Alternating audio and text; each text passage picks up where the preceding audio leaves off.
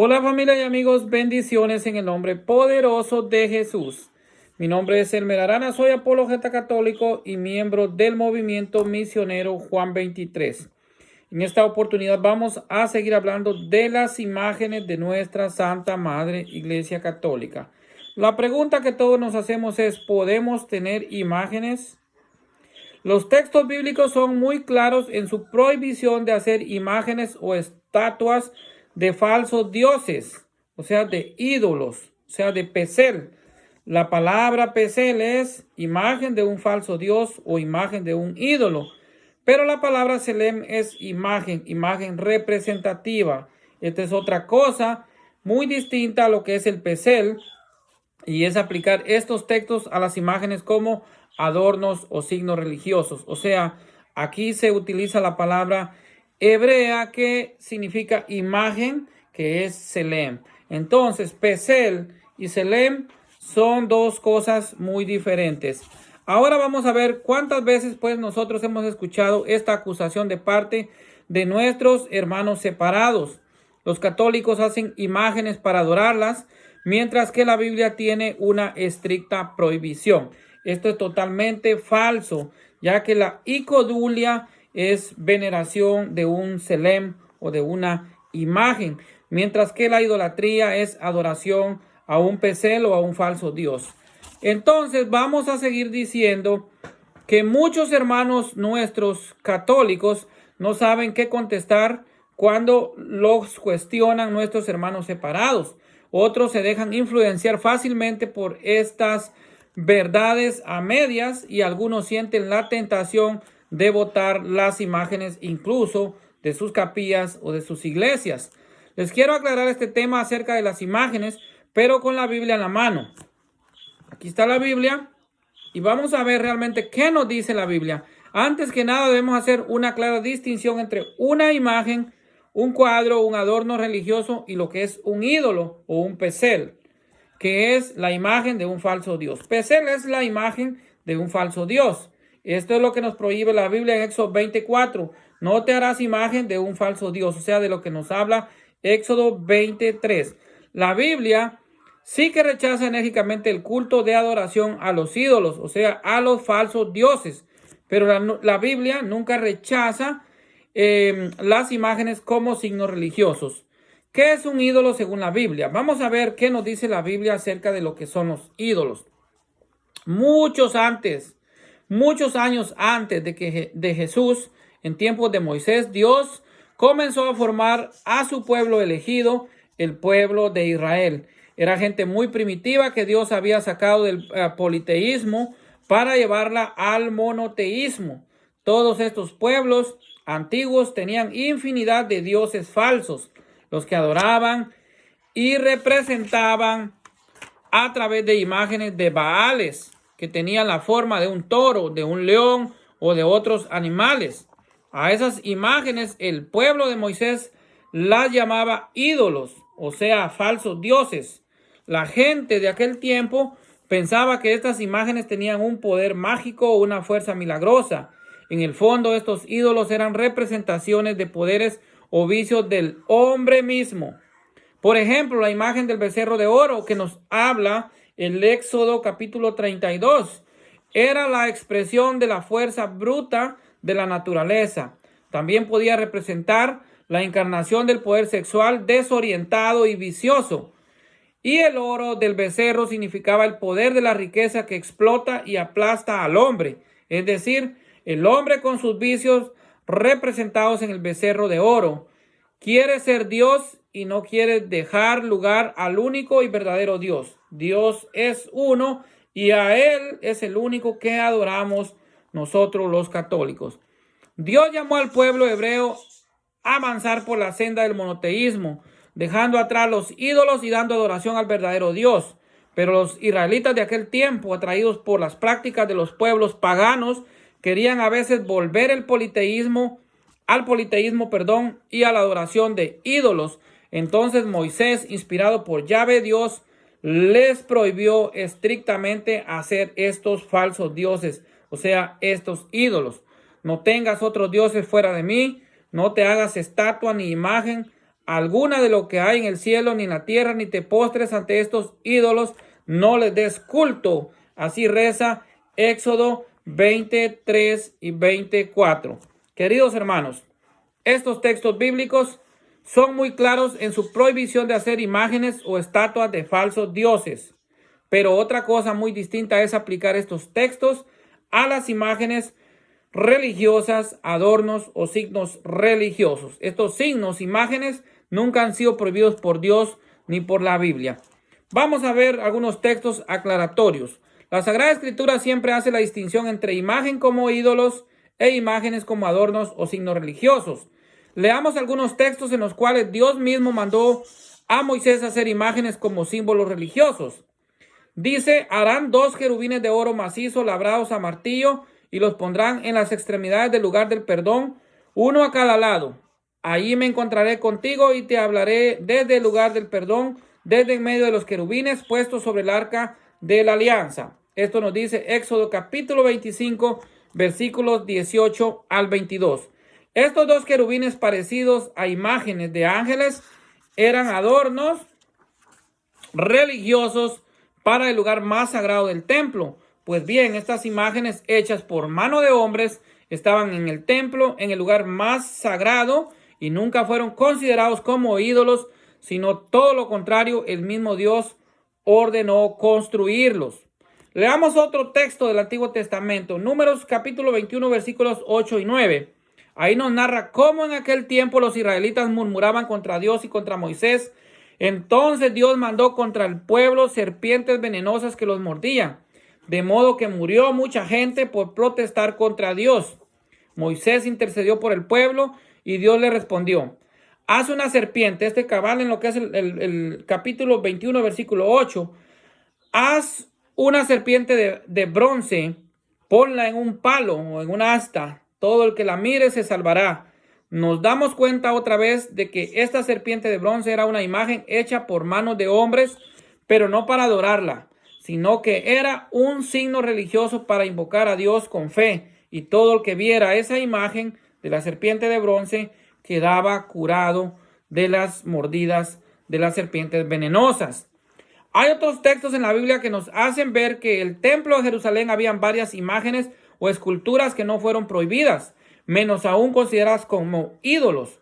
Dice el Salmo 74, versículo 4 y 5, tus enemigos rugieron dentro de tu santuario como leñadores en el bosque.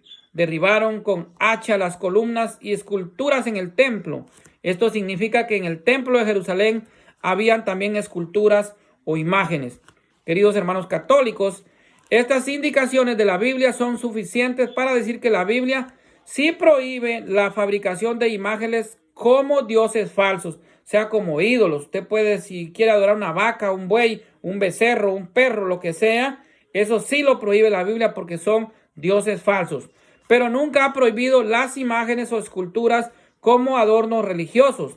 Que nadie entonces los venga a molestar o a engañar por tener una imagen o un adorno en su templo o en su casa. Es por falta de conocimientos bíblicos o por mala voluntad que los hermanos protestantes les meten estas cosas en la cabeza. Jesucristo, una imagen de Jesucristo no es un ídolo, porque estamos recordando a Jesucristo. Nos dice Colosenses 1:15 que Jesucristo es la imagen visible del Dios invisible. El Dios que en el Antiguo Testamento no se dio a conocer, en el Nuevo Testamento, Jesucristo hecho carne, el Verbo divino, se hizo hombre y habitó entre nosotros, como nos dice Juan 1:1 y 1:14. Ese Dios se hizo hombre, se hizo imagen, y es por eso que nosotros en el Nuevo Testamento tenemos ya pues imágenes de Jesucristo, no para adorarlas, sino para venerarlas. Igualmente tenemos imágenes de la Santísima Virgen María y también de los santos, que son ejemplos para nosotros, ejemplos de santidad. Ahora bien, hermanos, en nuestros tiempos vemos por todos lados imágenes y estatuas. Cada país tiene sus propios símbolos patrios y estatuas a sus héroes. En nuestras casas tenemos cuadros que representan la imagen de alguna persona, de mi padre, de mi madre. Tengo en mi velador, por ejemplo, una foto de mi madre que ya está en el cielo. Podría ser un ejemplo, o de mi padre que ya murió. Y contemplando esta foto me recuerdo de ella. Incluso puedo colocar esta foto en un lugar bien bonito y adornarlo con una flor y una velita. Y si alguien viene a mi casa a visitarme y me dice, refiriéndome a la foto, qué mono más feo, por ejemplo, por supuesto que me siento muy ofendido, me va a molestar. Así también tenemos cuadros e imágenes en nuestras capillas que representan a algunas personas religiosas como la Virgen María, la Madre de Jesús, el mismo Jesucristo, algún santo que es ejemplo de santidad. Y ningún católico va a pensar que estas imágenes son ídolos o falsos dioses, porque nos recuerdan a Jesucristo y también la santidad de la Virgen María y de estas personas que para nosotros son ejemplo de santidad, como repito. Así que simplemente nos hacen pensar en el mismo Jesús o en tal cual santo que está en la presencia de Dios y nos ayudan a pensar en la belleza de Dios. La Iglesia Católica acepta el respeto y la veneración a estas imágenes en nuestros templos, pero nunca ha enseñado la adoración a una imagen. Eso lo condena la Iglesia y eso no lo enseña la Iglesia. La Iglesia enseña que únicamente podemos adorar al único Dios. Y por eso el credo de fe de la Iglesia, nosotros profesamos lo que creemos como católicos. A veces dicen los hermanos de otra religión que nosotros adoramos las imágenes. Están muy, pero muy equivocados y debemos eso, sí, perdonarles sus expresiones porque no saben lo que dicen. La Iglesia Católica acepta que guardamos imágenes o cuadros en nuestros templos siempre que no sea en forma exagerada, o sea que no les adoremos y no creamos que son otros dioses. Esto quiere decir con ello, que a veces nuestras iglesias parecen una exposición de santos y en algún caso están tan mal colocados que no hay espacio ni para la imagen de Cristo. Ahí sí exageramos. Por eso el Concilio Vaticano pidió que no se repitiera más de una imagen por cada santo y en el lugar central de la iglesia, que sea posible, esté reservado siempre para la imagen de Cristo, que es el centro de nuestra fe. Está claro entonces que nunca podemos dar culto de adoración a una imagen. Nunca podemos ponernos de rodillas delante de una imagen para adorarla. Que quede claro el concepto de adorarla, porque veneración y adoración son dos cosas distintas. Pero sí podemos ponernos de rodillas ante una imagen para pedir perdón por nuestros pecados y para suplicar que el santo interceda ante Dios por nosotros. Así que en todas estas discusiones, hermanos míos, guardemos el amor. ¿Quién eres tú para juzgar a tu hermano? Como dice Santiago capítulo 4, versículo 12. Cada uno puede arrodillarse en cualquier parte para invocar a Dios, en el patio de su casa, en el campo, en la noche antes de acostarse. Uno puede arrodillarse delante de un crucifijo para así hablar con Dios. A veces hay gente que piensa que tal imagen es milagrosa y le atribuye un poder mágico. Debemos corregir estas actitudes y explicarles que solo Dios hace milagros. Por supuesto, aceptamos que Dios pueda actuar por intercesión de los santos, pero es Dios el que hace los milagros. Hermano, no aplastemos la fe de nuestros hermanos que tal vez tienen poca formación cristiana. No critiquemos y no hablemos mal de otros. Ofender al hermano es un pecado muy grave. Es triste constatar el lenguaje ofensivo de nuestros hermanos evangélicos hacia los católicos. Tratemos de devolver bien por mal. No nos pongamos al nivel de ellos. Martín Lutero, el fundador del protestantismo y de las iglesias evangélicas, nunca rechazó las imágenes. Al contrario, él dijo que las imágenes eran el evangelio de los pobres. ¿A quién de nosotros no le gusta contemplar un lindo cuadro, una hermosa imagen de Jesucristo, de la Virgen María? A todos. Pero sabemos que es una imagen que nos recuerda a Jesucristo. Nuestra adoración es única y exclusivamente para Dios. Los falsos dioses o ídolos de este mundo moderno, hermanos, los ídolos o falsos dioses de este mundo moderno no están en los templos, sino que son poderes que dominan al hombre moderno. Por dentro son poderes falsos que destruyen las buenas relaciones con el prójimo y con Dios. Estos ídolos modernos están a veces en nuestras calles, en nuestras instituciones, en nuestras comunidades, en nuestra familia. Está en la idolatría que hemos de demostrar. A veces tenemos amor excesivo al dinero. Entonces eso es idolatría. Piensa, por ejemplo, en el falso Dios de poder y de la dominación que quiere aplastar tu libertad y engañar pueblos enteros. En el falso Dios está el poder que provoca guerras y matanzas de gente inocente. Este es el ídolo moderno que se pasea por el mundo. Piensa en el falso Dios dinero que domina tu corazón, que comienza con mentiras, engaños, robos, tráfico de drogas, sexo desenfrenado, etcétera, etcétera. Y que pareciera que en nombre de este Dios, dinero, todo está permitido. Pienso en el falso Dios del sexo desorientado, en el Dios que destruye la unión familiar, en el Dios de la pasión que engaña al hombre y a la mujer. Es el falso Dios que deja a los niños desamparados, en el falso Dios que destruye el verdadero amor y que se resiste a servir a una comunidad. El lugar desde donde estos falsos dioses comienzan a brotar está en nuestro corazón. Siempre y cuando que nosotros pongamos otra cosa que no sea Dios en nuestro corazón, estamos cometiendo idolatría. Y mucha gente entre nosotros, sin darse cuenta, está bajo el poder de estos falsos dioses y no dan lugar en su corazón al único y verdadero Dios del amor, el Dios eterno y soberano. Hermanos, no debemos buscar ídolos o falsos dioses en cosas de madera o de yeso, en imágenes o cuadros, sino en nuestro corazón. Si volviéramos ahora Moisés a nosotros, no se referiría a las imágenes, ya que hoy no está en peligro de la idolatría, sino que gritaría: no te hagas falsos dioses dentro de tu corazón, destruye los vicios fuera de toda idolatría. Esto es lo que ya hicieron los profetas que vinieron después de Moisés.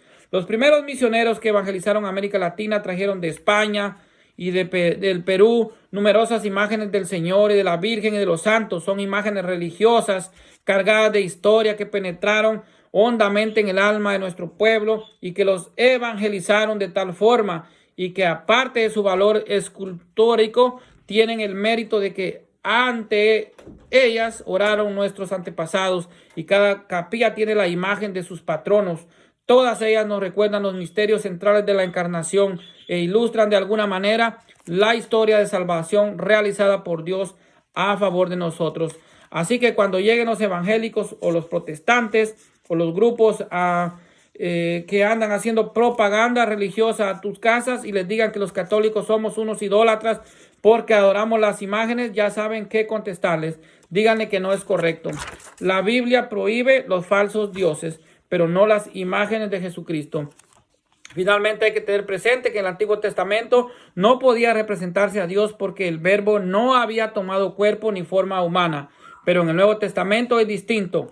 Con la encarnación del Hijo de Dios, el Verbo Dios tomó forma humana, y si Él mismo se hizo hombre, como nos dice Juan 1:14, hace 2000 años, y nos mandó guardar en su memoria, es que quiere que nosotros lo representemos así como hombre, para recordar que el Verbo se encarnó en María y habitó entre nosotros y se hizo hombre. Y si representarlo en una pintura o una imagen ayuda a recordar su memoria, ¿qué de malo hay en ello? No tiene nada de malo. Así que por sobre todo hay que entender la evolución gradual que hay entre el Antiguo y el Nuevo Testamento.